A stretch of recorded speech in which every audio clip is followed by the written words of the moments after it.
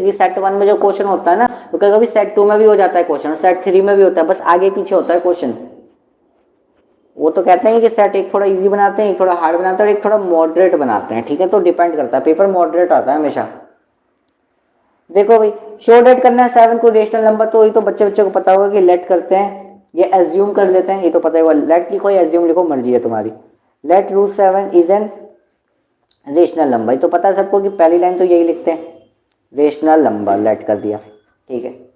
अब सबको पता है भाई रूट 7 अब लिखेंगे a अपॉन बी के बराबर, ठीक है। ये तो प्रूफ वाला है, सबको रट्टा लग गया होगा, ठीक है।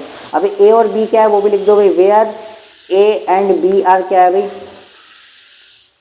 को प्राइम नंबर है, क्या है भाई, को प्राइम नंबर। अच्छा, को प्राइम नंबर क्या होते हैं बताना जरा, को प्राइम नंबर क्या होते हैं, कौन बताएगा फटाफट से। को प्राइम नंबर बताए तो जल्दी से बता दो क्या होते हैं, ठीक है। अब क्या करते हैं भाई, स्क्वायरिंग बोथ साइड करते हैं, पता ना सबको, स्क्वायरिंग बोथ साइड, ठीक है। आ जाओ करते हैं। तो रूट 7 का स्क्वायर करना है भाई, ए अपॉन बी का स्क्वायर हो जाएगा, तो कितना हो जाएगा, रूट 7 का स्क्वायर सिंपल से बात है, स्क्वायर से रूट कट जाएगा यार, तो कितना बचेगा 7। तो यहाँ तो बचा ए स्क्वायर, ठीक है, और यहाँ बचा बी स्क्वायर, तो बी स्क्वायर को उधर भेज देता हूँ, तो ए स्क्वायर इक्वल टू कितना हो गया भाई, 7b स्क्वायर हो गया। इक्वेशन नंबर फर्स्ट मान लेते हैं इसको, जिनके एक के अलावा कोई कॉमन फैक्टर नहीं होता है, एक्स एग्जाम्पल 3 and 5। बिल्कुल बिल्कुल बिल्कुल एकदम सही जवाब। को प्राइम नंबर वही होता है, एक तरीके से कह लो कि जिनका एचसीएफ 1 होता है, तुमने एकदम सही एग्जाम्पल दिया, जिनका एचसीएफ 1 होता है वही होते हैं को प्राइम नंबर, ठीक है, एकदम करेक्ट है। तो इक्वेशन नंबर फर्स्ट हो गई भी, a square equal to 7b square, ठीक है, बेसिक बात है। अब करेंगे क्या, अब क्या करेंगे बताओ जल्दी से फटाफट। अब क्या लिखेंगे, बिल्कुल ये लाइन लिखना मत भूलना, नंबर कट जाएंगे, कि 7 इज अ फैक्टर ऑफ, ये थ्योरम होती थी ना 1.3 थ्योरम बुक में दे रखी है, कि 7 is a factor of a square and a, दोनों का फैक्टर है भाई, ठीक है, ए स्क्वायर का भी और ए का भी, क्योंकि अगर वो एक नंबर है उसके स्क्वायर को डिवाइड कर, उस नंबर को डिवाइड कर रहा है तो वो उसके स्क्वायर को भी डिवाइड करता है, पता नहीं चीज तो, ठीक है। तो अब यहाँ पे पता आपको क्या लिखेंगे, ए इक्वल टू 7c लिख देते हैं, ठीक है। सी का एक सम इंटीजर है, पता होना चाहिए आपको। फिर वापस स्क्वायरिंग बोथ साइड कर देंगे, ठीक है, स्क्वायरिंग बोथ साइड कर देंगे। अब स्क्वायरिंग बोथ साइड कर देंगे, अब स्क्वायरिंग बोथ साइड करेंगे तो ये कितना हो जाएगा, ए स्क्वायर हो जाएगा।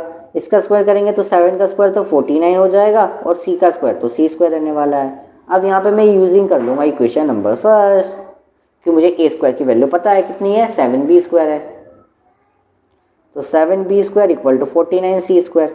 7 से 49 7 बाद में चला जाता है, तो b स्क्वायर की वैल्यू यहाँ से कितनी आ गई भाई, 7c स्क्वायर आ गई। तो इसका मतलब क्या हो गया कि 7 जो है, तो दोबारा वही वाली कंडीशन हो गई भाई, है ना। तो 7 is a factor of, 7 is a factor of क्या हो जाएगा भाई, b स्क्वायर एंड b हो जाएगा, ठीक है, ठीक है। तो यार देखो 7 तो b का भी फैक्टर बन रहा है और a का भी फैक्टर बन रहा है, कोप्राइम नंबर तो वही होता है जिनका एचसीएफ बना, लेकिन ये तो फैक्टर बन गया भाई, इस नंबर का भी हो गया, दो फैक्टर बन गए, नहीं तो कंपोजिट नंबर हो गया, कंपोजिट नंबर हो गया तो भाई रेशनल नंबर, ये तो सिंपल सी बात है, रेशनल नंबर तो बनेगा ही नहीं यहाँ पे, है ना, काम बन गया ना, खराब हो गया ना यहाँ पे। तो क्या हो गया भाई, 7 is both factor of a and b, 7 is a factor of both, ऐसा लिख दो, 7 इज ए फैक्टर ऑफ, यार कैसा हो रहा है, factor of both a and b, a और बी का दोनों का फैक्टर है भाई 7, ठीक है। ये लाइन हो गई, सीधी बात है, 7 क्या हो गया, फैक्टर हो गया, ए और बी दोनों का हो गया, ठीक है। फिर अब लास्ट में लिख देंगे कि यार हम गलत थे, क्योंकि फैक्टर जब दो नंबर के हो गए तो फिर क्या ही बोलेंगे, फिर बोलेंगे हम this contradiction has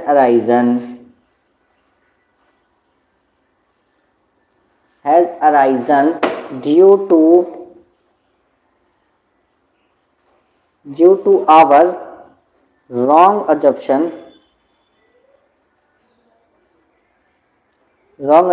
that root 7 is rational। हम गलत थे कि भाई, कि हमने जो रूट 7 को रेशनल माना, वी कंक्लूड दैट, मतलब तुम कहना चाहते हैं कि रूट 7 जो, वी कंक्लूड दैट कि root 7 is an irrational number, क्या हो गया भाई, इरेशनल नंबर हो गया। हमने अपनी गलती सुधार ली यहाँ पे और उसको बोल दिया इज इरेशनल नंबर।